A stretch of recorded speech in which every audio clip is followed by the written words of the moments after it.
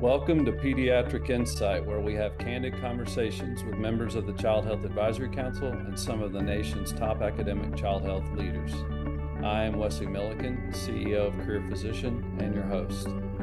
Each conversation addresses a leadership challenge or opportunity that's top of mind for today's pediatric leaders. The council breaks it down based on the wisdom and experience obtained throughout their distinguished careers. And now, I'm honored to turn it over to the moderator in today's conversation. Welcome to Pediatric Insights. Today's discussion will include Dr. Danielle LaRoccarina, John Hayes, Craig Hillemeyer, Wesley Milliken, Arnie Strauss, Bruce Rubin, and I am Bruder Stapleton, Chair of the Council for the Child Health Advisory Council for Career Physician. Today's discussion is about how a candidate who is a finalist, often in a short list for a position, should prepare for that position. There's quite a bit of literature in the business world about this topic, but not a lot in the academic milieu. People often don't take advantage of some of the suggested advisement for people who are looking for a finalist in the business or administrative position. Often the finalist is chosen after a series of previous screening and then a previous visit.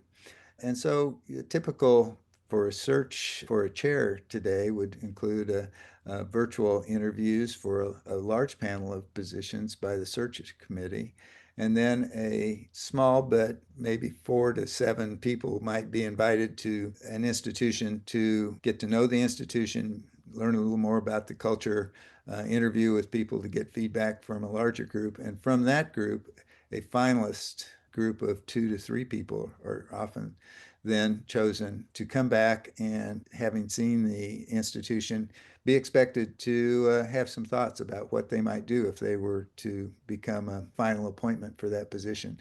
But in all instances, candidates will be coming who are being considered for the finalist to meet and present their ideas. In thinking of this and how one begins to prepare themselves for that very important final visit, when you're expected to understand the institution and have more than just your leadership skills and personality, but how you might perform in that position. How do you prepare to present yourself in that situation? And so, Bruce, do you have any thoughts on that? The first visit or first interview or the second set of interviews are really to define fit. And that fit goes both ways. Am I going to be a fit for this position based on what the institution thinks and based on what you need? Very often, the initial screening interview with a larger group is all about the institution and it's very structured. The subsequent interview is really an opportunity to explore more deeply whether this really would be the position that suits you and whether you can do well with that position. Once you get to the final stage that we're discussing, that's when you really start to nail down some of the things that need to be clarified. You need to understand things like, how is my time going to be distributed? What are the immediate goals? What will make me successful in this position? What other information do you need from me? If there are people that you have spoken with during the first or second visit that you really need more time with, that would be the time in advance to let people know. If there are people that you haven't spoken with, but people say these would be a person that you need to collaborate with, this is the time. And critically important, this would also be the time to bring up any of your personal needs, such as your partner or your partner's position, because it will be a time of them looking at the position as well. And any other things that are important to you, whether it is religious affiliation, whether it's other groups, all of this you bring to the table before you come so that they're best prepared to help you understand whether the position and the city and the institution is going to be right for you and for your partner. Thank you, Bruce. Wesley, you've got lots of experience in this arena. What are your thoughts? Yeah, I think to follow up on Bruce's comments, we're more of a candidate-leaning group, and I would always advise a candidate to approach any of these processes as a learning experience, where you may need to develop further, learning how these processes work, because confidence comes from that. And we see it every day. I mean, the more confident a candidate is, the more they understand the process, the better the perception with the committee. But for a finalist visit, it really starts with the first on-site interview. Did the candidate really do their due diligence, meeting with everybody, understanding the needs of the organization, understanding the needs of the divisions or the department as it might be, because the finalist visit typically is going to require a vision presentation to the executive group, to faculty, and you'll have to use what you learned in that first on-site visit. So, I mean, as a candidate, you should really be thinking about, if I am a finalist, I'm going to be asked to do this vision and resource kind of presentation, and ultimately, what do I need to get on my previous visit, but also what do I need to get from the organization as it relates to data and documentation. And there's some learning in that, as far as just the anxiety around asking for financial statements and other things that some people maybe not want to ask for. I think those are important parts of it. Before you even start one of these searches, Bruder, I think it's incredibly important as a candidate that you build your support network, because when you get down to preparing for a finalist visit, as we're talking about today, you really need mentors, and you need people who clearly understand all aspects of these roles to advise you on your vision presentation and your resource plan and all of those aspects that are going to allow you to appear and to be a savvy, solid candidate. And so I think having mentors and people that are already in this role, like our advisors, for example, I mean, I think those are key parts, as we think about preparing for that finalist visit. Conceptually, if there are 3 visits and you have the virtual online screening, the first on-site visit, and the third finalist visit, they're different purposes, obviously, to really think about. The online visit is usually an opportunity for the search committee to understand you as a leader, how you approach leadership and what your past experiences are, and it's all about you. The on-site visit is an opportunity, an important opportunity for you, the candidate, to really understand the institution. And it's about you informing yourself and learning as much as you can. And then the final visit is a mutual evaluation. It seemed to me often really important to kind of glean what the person gained and how insightful they were about the position, and bringing those first interviews into the final discussion to show how they problem solved. And it's a bidirectional evaluation. So maybe we could hear some of the thoughts of the group about how the institution looks at the candidate and what they hope to get from the candidates during that final visit that's going to help them make the decision who the best of the 2 or 3 finalists might be. Arnie, do you have any thoughts on that? Sure. So I would just emphasize what you said, that that finalist visit is going to be crucial for presenting the candidate's vision for that institution. And as you said, the institution will judge whether that perception or that plan is actually appropriate. And that's a clue to the candidate's ability to assess a situation, which is really crucial to the decision about who should be a finalist. So that evaluation of the vision is essential. You should be prepared as a finalist to present priorities. What have you decided is crucial for the early and then long-term steps at the institution for it to be successful?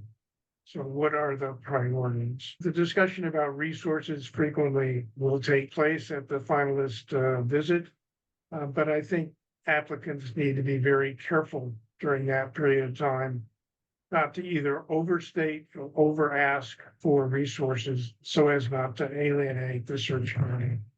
And then finally, I think candidates should definitely be prepared to be asked a question about how they make decisions and how, or give an example of how they made a decision previously, or give an example of how they were successful previously, that emphasizes their ability to make decisions and to move forward. Thank you, Arnie. Danielle, what are your thoughts on what you look for as a leader in making that final selection based on that visit? So first of all, thanks for summarizing that. The purpose of the 3 visits. So we're at the final visit where it is bidirectional evaluation. So even though you asked us to consider what the institution, I think that is a dancing game of actually understanding that bidirectional sort of conversation. So several thoughts. And this may not be a thought that you share, but I think at that final visit, there is an assessment of the power dynamics. So what do I mean by that? I think that we know that current institutions are complicated. They have an administrative leadership structure and they have an academic structure, and how those two meld is important. And whatever your role, obviously, if you're at the faculty level, it's at a different role, but it's still important to know. At a division chief level, it becomes more important to understand structure.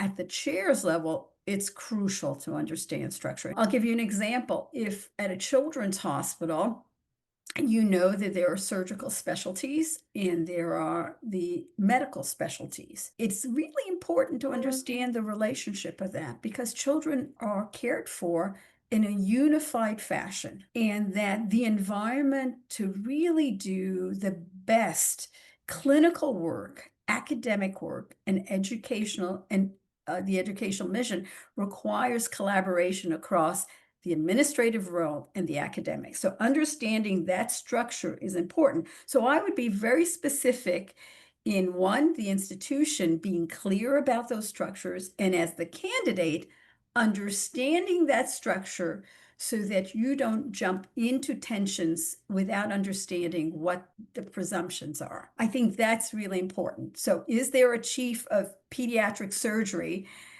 Does that report to surgery? Does that report to pediatrics? Seems basic, but it needs to be sort of fleshed out. I fully agree with Arnie in that understanding priorities, and I would probably, as the candidate, prepare for a strategic plan and prepare for the priorities, but also prepare for what the challenges, the immediate challenges are to that institution, and how you plan to constructively tackle those immediate challenges. And they may vary depending on the institution. And then understand sort of processes. Let's say there's a question in that final candidate. Maybe they're wondering whether you're up to the task, even though they love you, but they want to test you out. Challenge yourself in preparing for the areas of weakness and the coaching pieces, and maybe saying, my strengths are here, there, interpersonal, academic, whatever. What I'd like to do is to set up the structure for me to succeed. Therefore, I would like to see that we engage a coach, or whatever it is you're thinking about, because there's no position you're going to go to without both strengths and challenges. And how do you meet those head on, honestly? And I agree with Arnie. I would always be collaborative, because these positions, if you're not collaborative, it's going to be tough. So how do you collaborate? Decision-making process that Arnie pointed out, I think that's important to kind of be specific. And oftentimes you get asked, how did you handle a tough problem? That's a standard question. Well, I think it's an opportunity to think through for both the institution, that because different cultures operate differently in how they view this. And it's a testing ground for how are you going to collaborate and your leadership style. And the resource plan goes without saying. It's the resources not only for you personally, et cetera, your personal things, but the resources to succeed, and what's realistic, and what is a collaborative effort, and who is going to be your network of support within that institution, which you may not fully know at the time that you're doing that final interview. And then there are things that are after you get offered, which you didn't pose as a question, but after you get offered this, there are other negotiations that need to happen. Thank you. Craig, I'm going to put you on the spot as a former dean. The finalists are 3 candidates, and you've had a chance to interview all the 3. What are the key things for a chair that lead you to pick the top candidate? I think that it's really important at the final visit to be realistic in your assessment of the situation. which requires that, first of all, you don't avoid bringing up challenges that the position is going to have, because that's what they want to hear at this time. They want to hear that you understand that, well, we have a real issue here with the surgeons working with the Department of Cardiology or whatever it is. And you don't have to have specific solutions at this point. You should be prepared to talk about the decision process that you're going to go through in solving that, or making it having a workable solution. But don't focus on the actual solution as much as the process by which you're going to come about, and to talk about a couple of the three challenges that you might have. I think that's really important. Another thing that I received good advice, I think, early in my career that was also very helpful for me, is to find a quiet place, sit down and look at your CV. You put together the CV, but they're going to look at the CV, so you need to look at your CV too. And think about the requirements of this job and how your CV fits those requirements. What are the strengths that you have? Because you're going to need to be able to recognize your strengths. And what are the weaknesses that you might have in your CV for that position, and maybe some ways on how your leadership style is going to allow you to complement some of your weaknesses by bringing in some strengths. I think Danielle mentioned the possibility of a coach. Lots of other ways that you can go about trying to understand. Those are things, no one's perfect in everything, what you're going to have difficulty with, and how you're going to meet that problem. And so it's really that mature perspective on what a real leader needs to have that you're looking for in that final interview. Does this person have those skills to make that really work? Peggy, what advice do you have for candidates that as they approach this final visit to best present themselves as the top candidate? I divide it into two categories, both the professional and the personal. On the professional side, I think it's very important that you understand the mission, the vision, the values, and the strategic plan for both organizations, and really get into the dynamics of how those two organizations work together or don't work together. I'd really want to know the bottom line on the relationship between the CEO and the dean of the college or the medical school, and how you're going to fit in, negotiate those relationships, because there's a bifurcation sometimes in where both organizations want to head. And both as the chair of pediatrics, but also importantly, the chief of pediatrics is really a role that has to be well defined. So what the expectations are for the pediatrician in chief, what they are for the chair, and how you're going to be able to orchestrate. I think it's very important to understand what resources you're going to have at the end of the day, particularly in the hospital side, to allow you to get the job done, because obviously there's a number of resources within that organization that can commit to the chair. I'd want to know how they are able to be arrayed in support. I definitely would negotiate for a coach.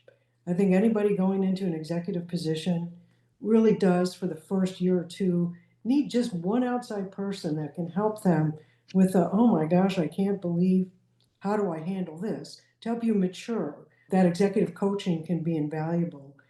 I think on the personal side, this is the time of no surprises.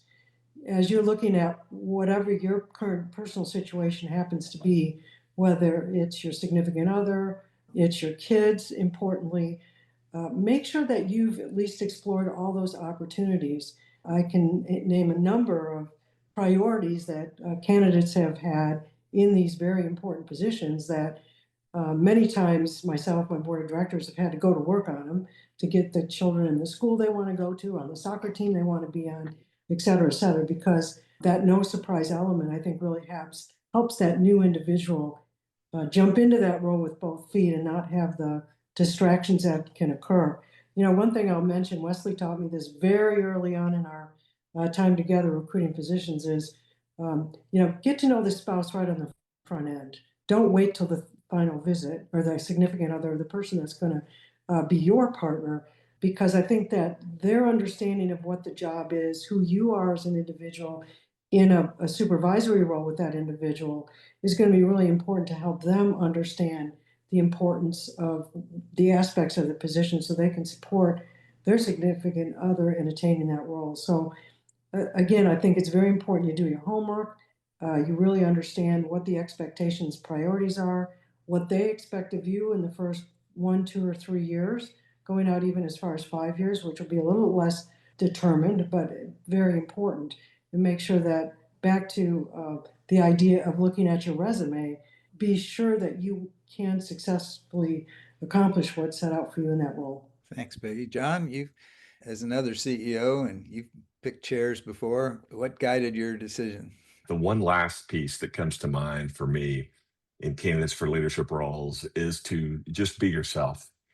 Part of what's being evaluated is you as a leader and an individual. And so we're going to take it, we're going to assume that you've absorbed all the information about the opportunity, that you're conveying good thoughts and ideas of how you would lead in that role. But at this point, we're thinking too about style, personality. How is this individual going to mesh well with the group that they are there to lead? How are they going to interact with other leaders in the organization? And how are they going to sort of fit into that culture? And so I think that's part of what you have to evaluate. Is this the right organizational culture for me? How do I mesh or meld within that group as well? And so that's one of the more intangible pieces.